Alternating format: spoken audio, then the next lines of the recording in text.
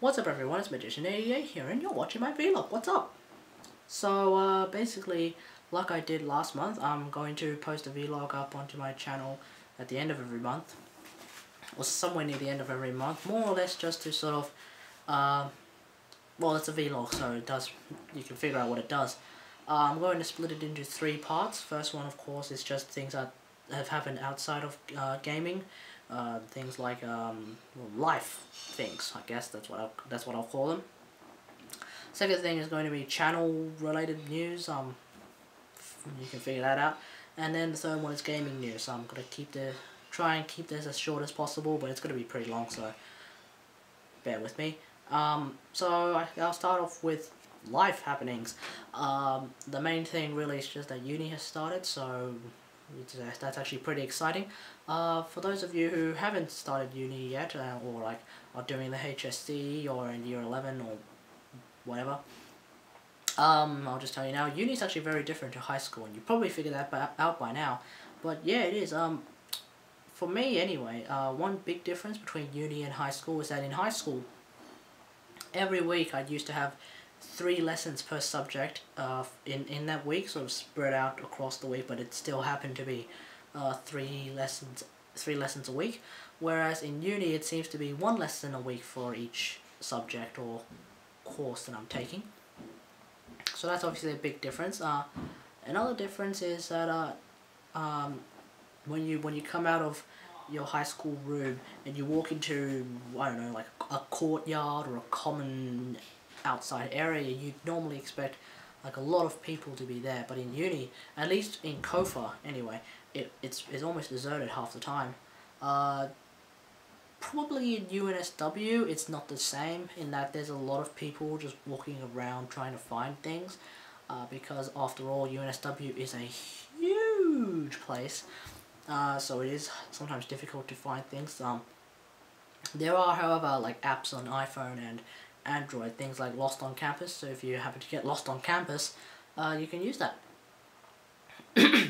So I think that's about it. At least for media arts as a degree, the three compulsory subjects that you have to do for first year anyway, they seem pretty straightforward. The first one is called Narratives of Modernity. It's a theory subject that I have to do a lecture with, so there's both a tutorial and a lecture. It all sort of culminates into 3 hours, and that one is that one's about well, it's about culture and how it changes artists' sort of movements of art and all that sort of wonderful things. Not sure how that's going to help me. Not entirely sure how that's going to help me with film production and film design, but I'm sure it will at some point. So obviously, keeping an eye on that will be pretty interesting. Another subject is apparently called the Kofa Studio Gateway, and apparently, and here's the thing, this is a subject which at the start it encourages you to use social media during class. in the first 2 weeks they were kind of saying, hey, use Twitter because we'll be using it to sort of tell you all the news about what's happening with the course. And then the second one is use Tumblr. Make a Tumblr page because that will be assessed. It is actually a formal assessment to make a Tumblr page. So, ooh, that's pretty interesting. So if you want to have a look at my Tumblr page, which will probably have nothing to do with gaming whatsoever, go and check out the Dark Magician. I think it's magician88.tumblr.com. So that's pretty straightforward.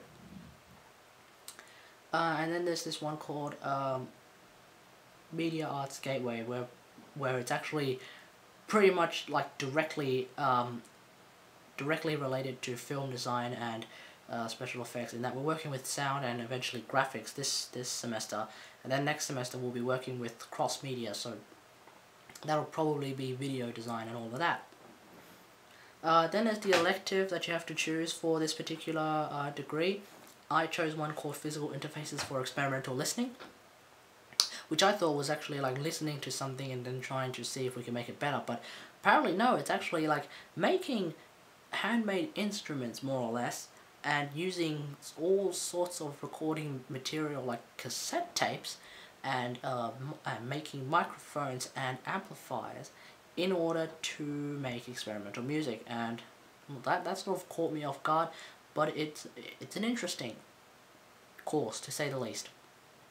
So obviously I'm enjoying it, and hopefully it will be a lot of fun, well, it is a lot of fun, and it will continue to be a lot of fun with luck. So yeah. Okay, so moving on to the somewhat more important thing, channel-wise anyway. Wow, what a segue. Okay, so moving on to a more important thing channel-wise, I've got myself, well, I'm about to go in, well, no, hang on. Let me rephrase that. I have officially bought an Alienware M14X laptop. It's an M14X laptop with a Core i7 processor. It's the 3740QM version. It's going up to 3.7 gigahertz. It's also going to be it's going to be a stealth black one. It's also going to be working with 60 gigabytes of DDR3 RAM, 2 gigabytes of 650M graphics card. So if I want to run a monitor on it, I can. And it'll also be working with, and here's the thing, 256 gigabytes of solid state. Of a solid state drive. So hang on, here's the thing. It's only 256 gigabytes of storage, which means I'm pretty much just going to be putting programs on there, not too much data. So I probably won't be recording videos for the channel. I'll probably be streaming most of my things. So if you want to keep an eye on my stream, it's twitch.tv/magician88. Quite obviously, actually. So yeah, and it's coming in about 11 to 17 days. So if you want to, well, if you keep an eye on the channel, if you subscribe to the channel, then you'll probably know when it comes, because I'll more or less likely do an unboxing video to show everyone that, hey, it's actually come. So that's pretty much it for that bit. And then finally, gaming. I'll try and make this as short as possible because I think it's almost time to go to sleep.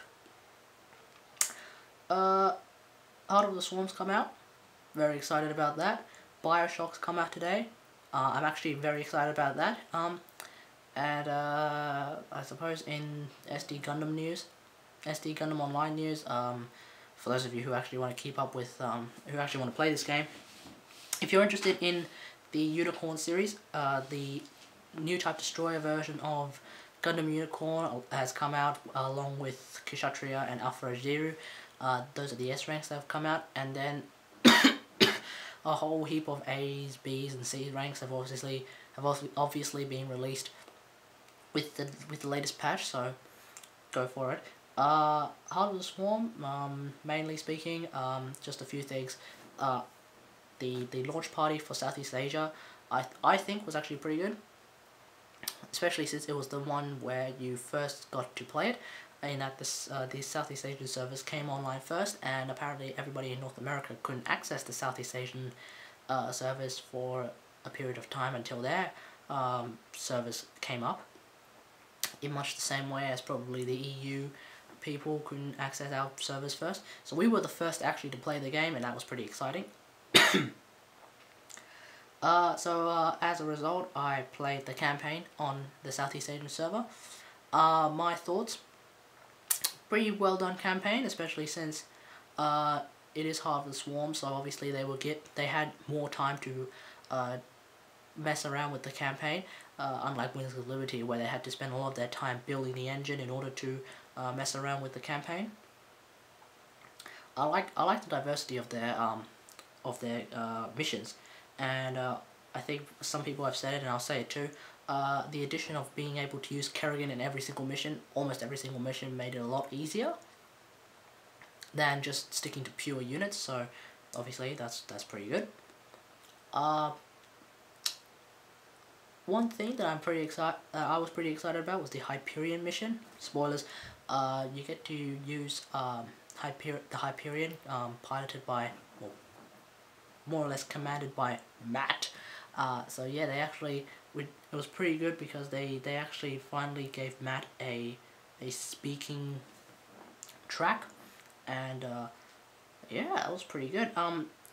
The reason why I'm pretty excited about that is, in much the same way that Wings of Liberty had that that whole Char planet mission thing, which was similar to how Heart of the Swarm goes with a planet missions kind of structure.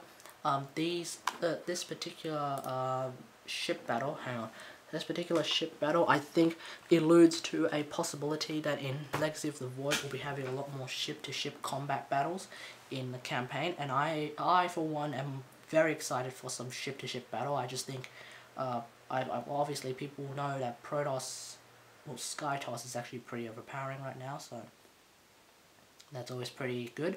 But apart from that, that's all I guess that's all I've got for the campaign. And multiplayer wise, does anybody who plays Zerg, can anybody tell me how to counter Terran mass mech with Vikings?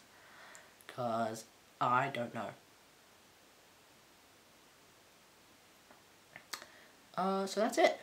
So thank you for watching. That's my vlog for this month. It is March 2013. So subscribe to my channel for for a lot more things that will be coming up later on. You can follow me on Twitch if you want. It's once again, it is twitch.tv/magician88. I'll have the link down below.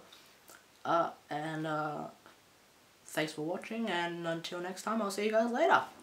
Bye bye.